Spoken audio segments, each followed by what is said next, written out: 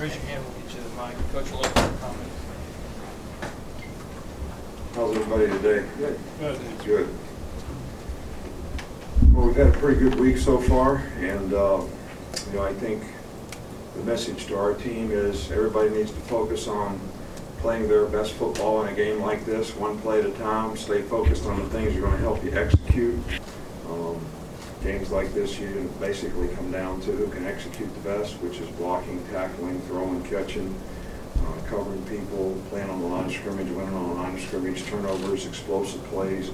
Don't want to make mental errors and that type of thing. So everybody's got to be ready to do their job, and I think that regardless of how big the game is made out to be, the most important thing is that the players can stay focused on doing the things that are going to help them play well in the game.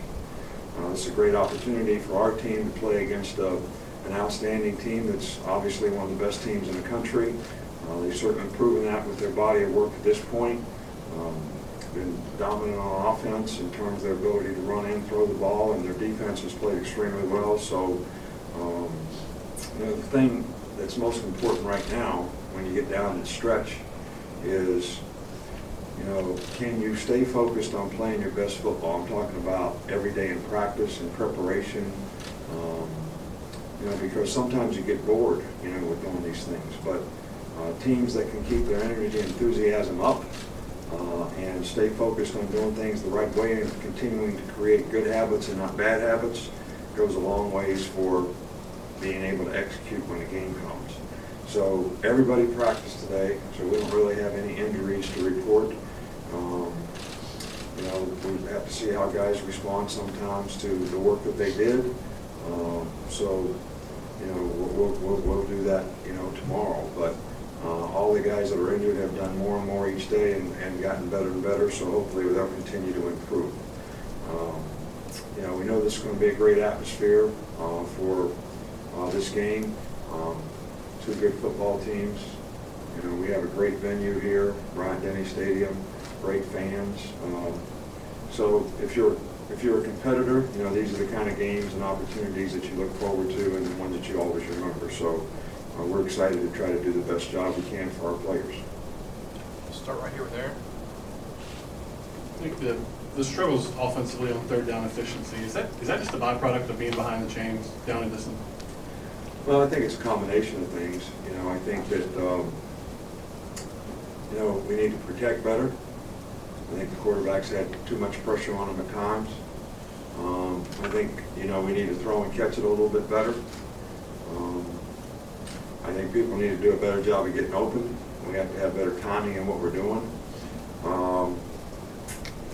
And I think that obviously if you can play with consistency and have third down and 3 to 6, you got a much better chance to convert if it's third down or long. So I think it's probably a combination of all those things and things that we've worked hard on to try to improve. Far side with Matt.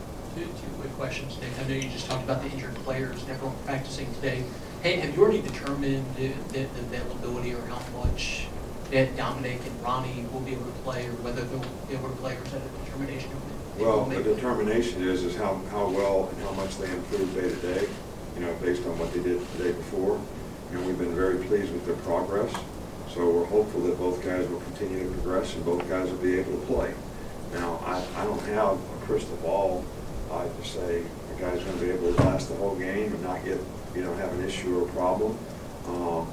But, when it comes right down to it, it's a lot about the player and whether he feels like he can go out there and do his job. And I know they're all going to want to play, but you got to make the decision based on, what's best for the team and you being able to do your job. And second question, just in terms of the weather, when there is the threat of inclement weather as there is this weekend, how much do you track that during the course of the week? And have you done anything this week just to prepare for? Yeah, we always do wet ball. Like when we played at Georgia, you can track, you can do whatever you want, you can pray, you can go to church every day, you can do whatever you want. But at the end of the day, if it's going to rain, it's going to rain. I guarantee it. So you got to play the hand that's dealt you. So I don't spend a whole lot of time worrying about it. I do watch the Weather Channel every day, not because we got a game on Saturday and it might rain. I have my coffee and 2 Debbie cookies, and for 15 minutes I watch the Weather Channel, which is, out of the 15 minutes, probably 8 of it is commercials. But I'm good with that. Back in front here with Mark. With how much they like to run the ball, what are you telling the secondary this week so that they don't fall asleep and they hit them over the top play action? Well, eye control is important. Everybody has a key, key run pass, and you have to do a good job of having disciplined eye control so that if a player releases and you read run pass, that you're going to play pass defense if that's your job. I mean, if you've got run support and they block, then you need to run support.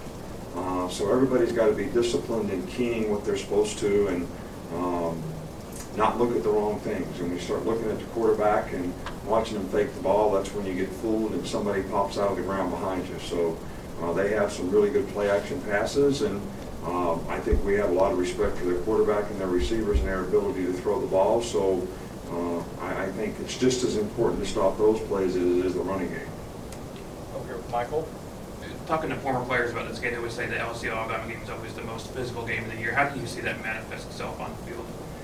Well, I think that's probably true. We play a lot of physical teams in our league, but I think over the years LSU has had a very similar kind of team to our team. I mean, we try to have a physical team. We try to recruit physical players. I think they do the same thing. There's not a lot of tricking in what they do, and we haven't had a whole lot of tricking around here in what we do, and the emphasis is on guys being able to execute. So they've had a lot of really good players. They have a lot of really good players right now, and we've been fortunate to have a lot of good players, and it's always been a really physical game. Front with Dennis. Nick, what's the right balance in the box and slowing down Fournette? In other words, too many and he can get to the second level and gouge it, and too little, he could probably do the same. Right. Well, I think that you got to mix it up a little bit, because if you always put extra guys in the box, they're probably going to hurt you with the pass. And obviously, the more guys you put in the box, if he breaks the line of scrimmage, you're going to have fewer guys to be able to squeeze him and be able to tackle him and get hopefully 2 guys with leverage on them so that you have a better chance to get him on the ground. So I think it's a combination of those things, but I still think it goes back to whatever you're playing. Everybody's got to be very disciplined in their eye control and their leverage on what they key, how they react and respond, and the kind of leverage they keep on the ball. 2 more. Alex. Start with Alex. You've mentioned several times about avoiding the pressure on Jake in the game. What can you do outside of just one-on-one matchups? Can you create tight end matchups, double on the edge? I think most of our issues have not been schematic issues. I think they've been issues of execution in terms of the consistency in the way we've been able to protect. And sometimes it's been very, very good, and we've made some very good plays. And sometimes it has not been what it needs to be, and that's what we focus on trying to improve on. So I don't think it's necessarily scheme in nature. I do think that it really comes down to guys being able to execute. And in the offensive line, you got to play together. You got to pass off games, and people have good rushers on the edge, and we've probably been beat on the edges more than we like. And we just got to continue to try to improve fundamentally.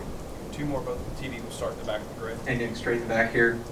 You had said over the summer that you spoke with Lane Kiffin about wanting to reestablish that identity as a power running team, one that wears down the opponent in the fourth quarter. How do you feel like Lane has done with that challenge so far this year? Well, I think we've created really good balance, in our offense, and I think the key is when we've been able to do that, when we've been able to run the ball effectively, we've been a more effective offensive team.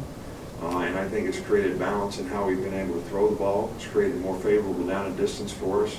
When we haven't been able to do that, we've struggled a little more. So obviously in this game, probably playing the best front 7, probably the best defensive team we played all year, personnel-wise, as well as how they're coached and how they play. It's going to be, a real key to the game. Last one, back right. With the number 4 ranking, how do you keep your players in an even keel if some people want to get excited so early? Well, I don't think the ranking means anything. I mean, it doesn't mean anything. All it means is you've created an opportunity to have a chance to finish the season and maybe have have an opportunity to play, you know, in some other games that are big games. Right? But if the players aren't smart enough to know that they need to stay focused on the game, because if you don't play well in every game that we have from here on out, you won't be ranked anymore. All right, so what good does it do? What does it mean? It means nothing. I don't even know why we have it. The only time it means anything, the only reason we have it is for folks like you to talk about and write about.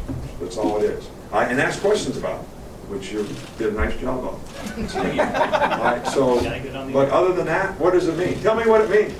Does that mean somebody's getting in the playoff or they're not getting in the playoff? Doesn't mean anything. Doesn't mean anything. So until the end of the season, I don't have anything to say about that. I really don't, because it really doesn't mean anything, other than your team has done well enough to have a chance to create an opportunity for itself if they can finish the season the right way. That's what it means. Thanks, Coach. All right, thank you.